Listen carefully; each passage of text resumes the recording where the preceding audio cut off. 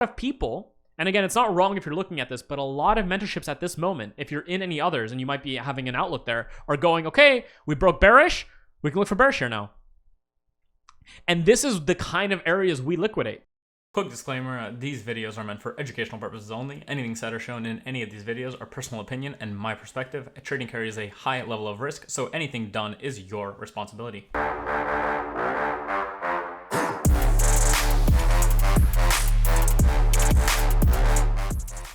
Yes, you're correct. So, and the 4 hour broke down to the downside once. Now, is that a bearish sign to me? Or is that still a very, very bullish market? What is it?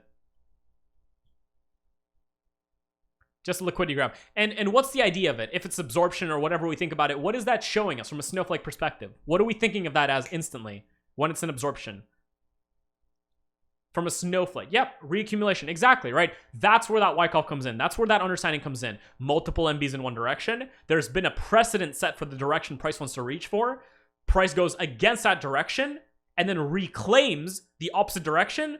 That's always reaccumulation. That's what it looks like, right? So what I did actually this week is I posted something. Yeah, I posted it right here. I basically said, for anyone new, just glossing over the chat, basically save this image because it's a trade plan in itself. This is itself a trade plan. This is how you have to think about the market from a standpoint of MBs, clusters, redistributions and continuations, or reaccumulation continuations. You have a market established that is clustering or making a clear bearish push. This happens on all time frames, guys. So some of you can take this image and apply this to anything. And this is a system in itself. This is its own system that you can start testing tomorrow, today, okay? Bearish MBs in one direction, clustering, clearly a defined direction. Any time frame. You can then merge time frames or just use one time frame. Coming down, bearish. Shifts bullish, whether it be with 1 MB or double MB or whatever. Shifts bullish. Then reshifts bearish. That is instantly what we're looking at here. It's the same thing. It's bullish, going bearish. We're expecting the reshift bullish. It's bearish, it goes bullish. We're re-expecting the shift bearish, and then it shifts bearish. And then what do we expect from a shift bearish again, from this new 1 MB or double MB? Shorts or longs?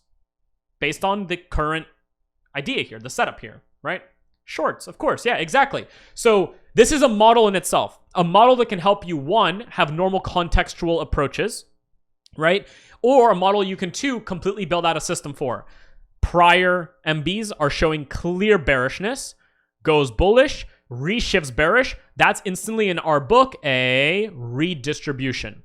And then you can utilize either the first MB, or if you want to wait for clarity, wait for the cluster to be created, in this case of a double MB, and you can trade off the SND or off the confirmation of the SND.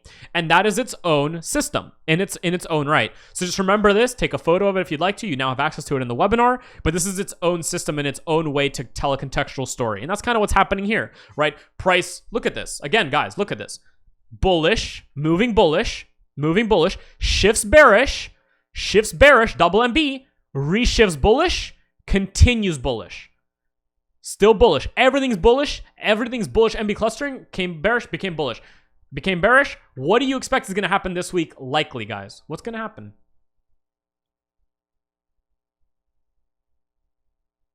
Yeah, take out highs, right? Now let me ask you, if this then broke down and made a double MB here, what now? Is it more likely to come and go long or go short? Yep, still long. Very good. Because again, even though now it's making a double MB, oh my God, it's a fucking reversal. The context is still that the daily is going to be what? Bullish. It's clustering up, right? Exactly. So there's multi-confirms there. Now, your idea also could be that if this double MB happened, instead of trying to focus on anything at that given moment, your option could be to wait for now what? What could your option to be to wait for? Yep, a shift up. Then can you trade this zone? Yes, and then if it made a double MB, can you trade this zone? Okay, can you trade both zones if you wanted to? Can you just trade this zone only? Can you trade neither of the zones if you wanted to? Can you just trade the first one? Can you trade the hidden S&D in here if you really wanted to because it was clean based on your experience? Fantastic. And that's how you need to start thinking about ranges and prices. There's going to be infinite amounts of things that technically can occur, but there's only a very, very small minutia of things that can occur in reference to your specific setup and what you're expecting. Very, very important, right? Maybe I'm wrong, but I kind of noticed when managing runners, I like to close my position at MB3 instead of a double MB. Yeah, that's up to you, man. Of course. It's all about context, right? Max, like a context where it's already bullish and then it makes a double MB, you know, closing on that doesn't make much sense, right? But if it's going back and forth, makes a bullish break and then makes a double MB, that's a great close, right? Because it's showing you that there's distribution happening, right? Guys, let me ask you this based on what you've learned from the course.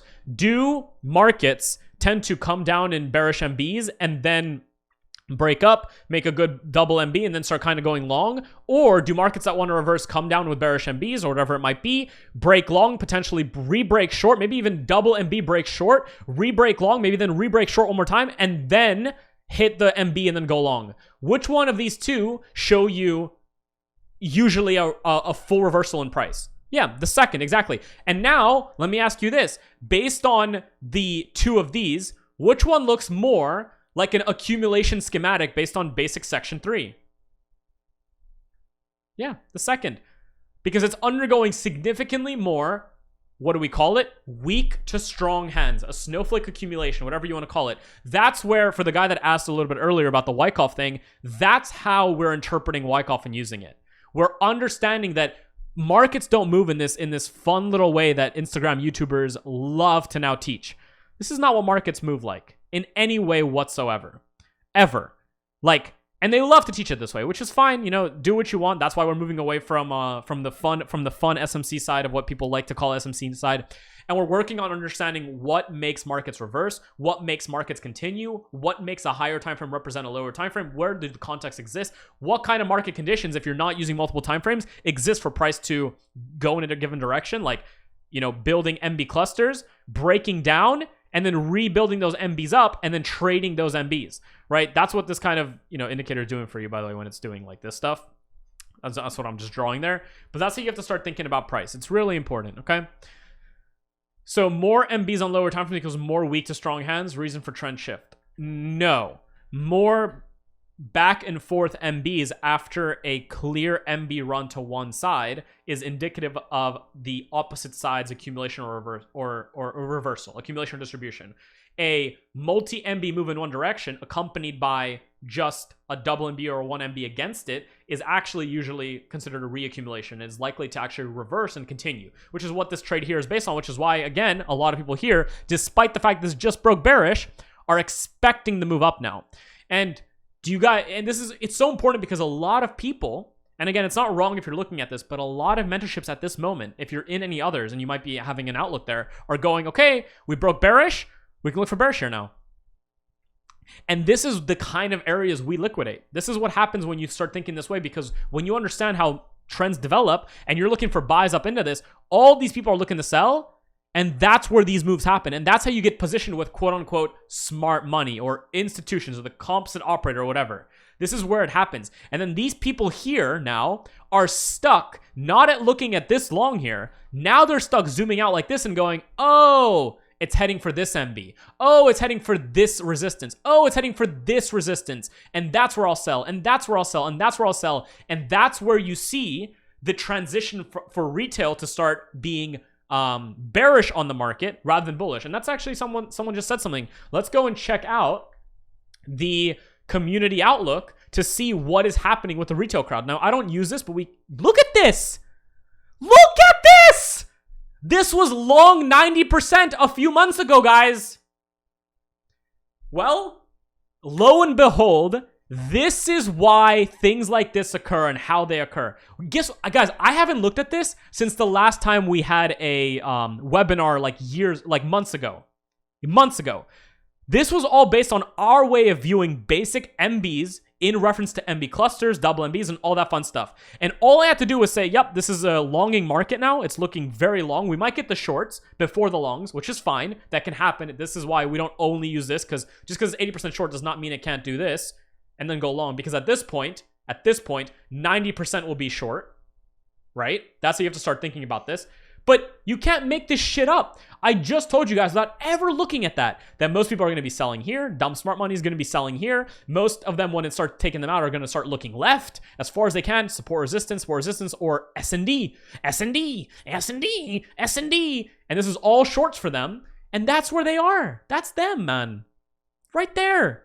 And again, this is not always a great representation, but it's a phenomenal look at how this mindset or psychology of, oh my God, gotta catch the fucking dip, gotta catch the dip, gotta catch the high, is going to eat away at your accounts nonstop. Okay?